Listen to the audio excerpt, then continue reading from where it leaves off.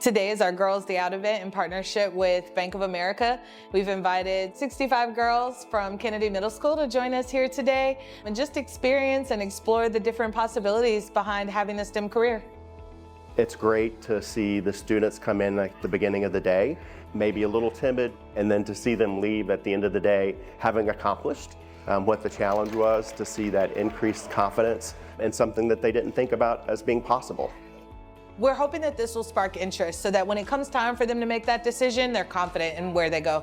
We're really trying to make sure that we're gathering the community as a whole around these students and giving them the opportunity to come together and say, what can we do and pull our resources together to provide for these students? This is our town. Being able to support our nonprofit partners, to have an impact on students, to have an impact on youth, that will lead to the long-term success in Charlotte. If there are any CMS schools interested, we ask that you guys reach out to our youth development team and just let us know that you're interested.